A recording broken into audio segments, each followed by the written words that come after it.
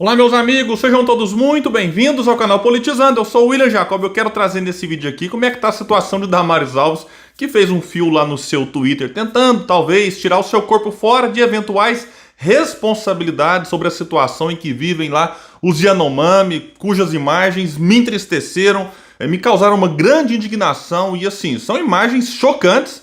E a gente imaginar que em 2023 ainda assistir situações, cenas como aquelas, enfim. Só que a ministra certamente não contava com a fala de um pastor protestante que vai trazer uma fala dura, mas na minha opinião muito correta, então fiquem até o final. Mas antes de falar sobre tudo isso, eu quero pedir a ajuda de quem chegou no canal, não está inscrito ainda, se puder se inscreva, ativa aí o sininho das notificações, se assistir esse vídeo e gostar, mas só se gostar, joinha pra cima, se não gostar, joinha pra baixo, comenta, compartilha, tudo isso é muito importante para que o nosso canal chegue mais longe. Estamos aqui quase alcançando 114 mil inscritos e a sua ajuda pode ser muito importante.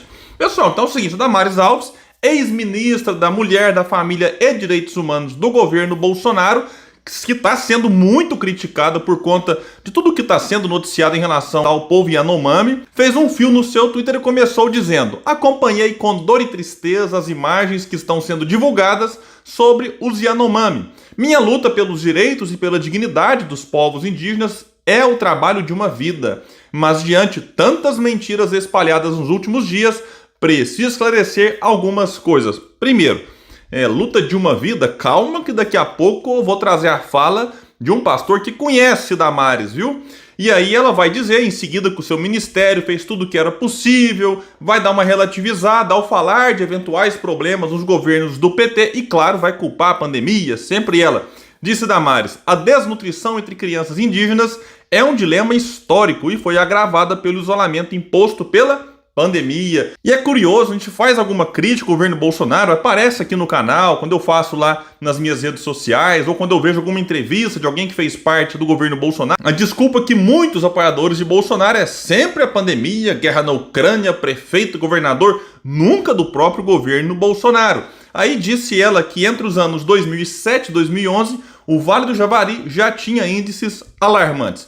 Aí ela coloca uma imagem, uma manchete 2015 que diz: crianças indígenas morrem mais de gripe e desnutrição.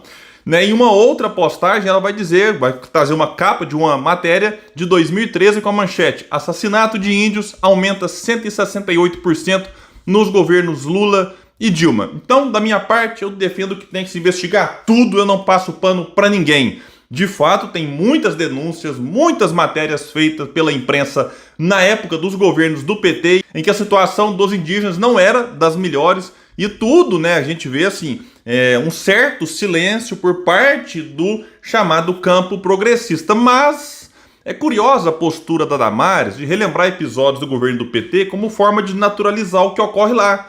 Do tipo assim, não, mas é assim há muito tempo, então não vem falar mal do governo Bolsonaro, não. Tem que falar assim, sabe por quê? Porque quando se muda um governo, se espera que os problemas sejam resolvidos, pelo menos em parte, que a vida do povo seja melhorada e não piorada. Por mais que critique o PT pelos seus erros em relação aos povos indígenas, com Bolsonaro a situação piorou. E não vem colocar a culpa em pandemia, não. Porque se teve problemas nos governos do PT, isso não isenta o governo Bolsonaro de ser responsabilizado.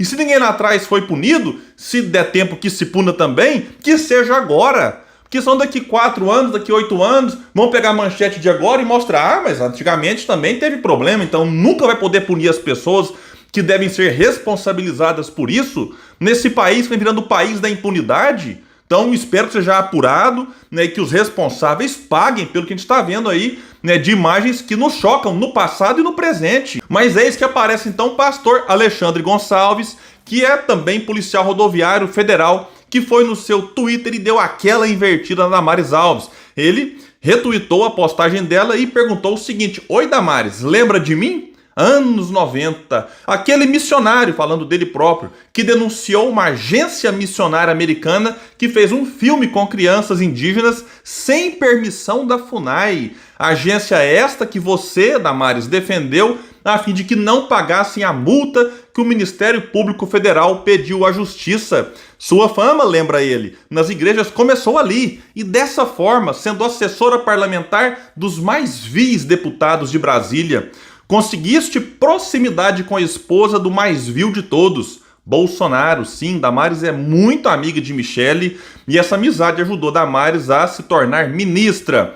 E ele que vai lembrar de um fato importante: surpreendeu seu antigo chefe, aquele político do estado do Espírito Santo, e ganhou o ministério no lugar dele, que ele se refere ao Magno Malta, que era senador na época, disputou ali a reeleição, perdeu as eleições e na ocasião Damares Alves era assessora dele, e muitos imaginavam que o Magno Malta é que seria indicado ministro, mas quem foi a Damares no lugar do seu antigo chefe. E só para constar aqui, Magno Malta foi eleito agora em 2022 com mais de 40% dos votos e ele estará no Senado a partir do dia 1º de fevereiro.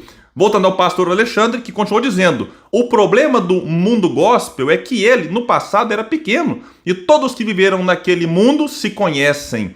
E eu te conheço e espero que nesta vida respondas na justiça daqui, pois no mundo vindouro, caso não te penitencies, o que desejo que faças, disse ele, não haverá escapatória. Então fala muito forte, mas muito correta, na minha opinião, qualquer de vocês. Vocês concordam com ele ou concordam com as desculpas dadas ali pela Damares? Agora, eu tenho que fazer aqui algumas perguntas, alguns questionamentos, não quero sair aqui condenando ninguém por antecipação não, mas a eventual culpa é só da Damares?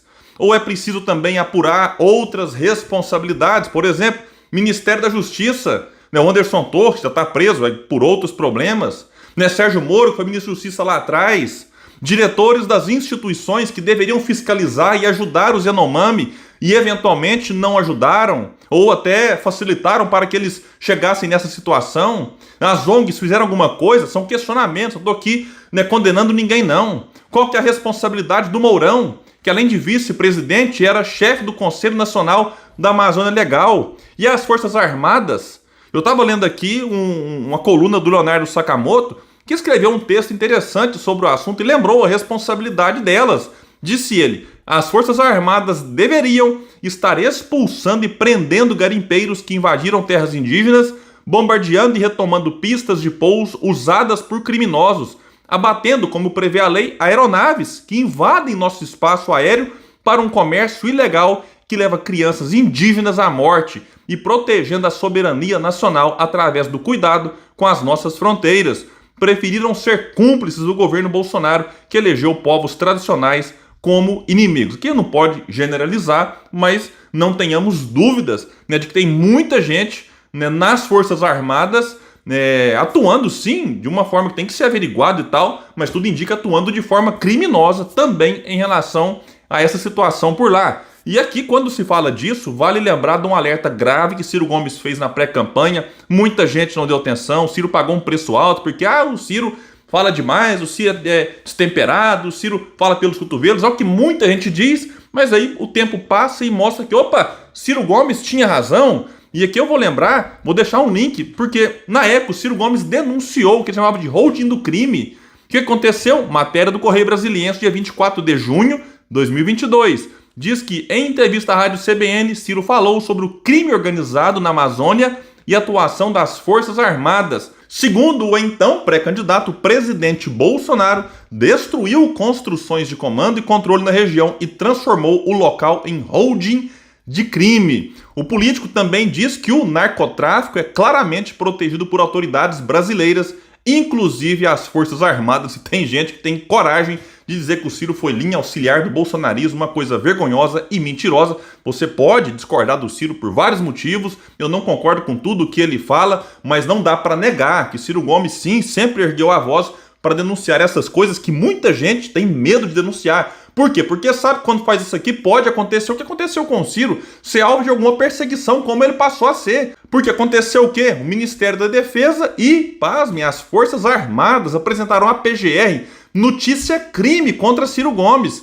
Daqui vai destacar a matéria que eles acusaram Ciro de, abre aspas, incitar publicamente animosidade entre as Forças Armadas ou delas contra os poderes constitucionais, as instituições civis ou a sociedade. É o fim da picada. Então cadê a liberdade de expressão que muitos bolsonaristas defendem? Mas aí quando o Ciro vem denunciar isso aqui, é uma denúncia que tinha que ser averiguada. Aí ele acaba sendo aqui, alvo das Forças Armadas e do Ministério da Defesa. Então realmente é um negócio curioso. Eu pesquisei e não encontrei atualização sobre isso, se o Aras arquivou ou não, tentei, pesquisei, não tem notícia. Se alguém tiver, deixa aqui nos comentários ou me envia nas redes sociais. Então, para encerrar, é claro, é uma tragédia que não começou agora, não começou com o governo Bolsonaro, já existe há anos, há décadas, há muito tempo, mas que foi ampliada no governo Bolsonaro e que poderia ter sido, sim, evitado. E eu espero que seja feita justiça em relação a isso para que situações como essa que a gente está assistindo não se repita no futuro,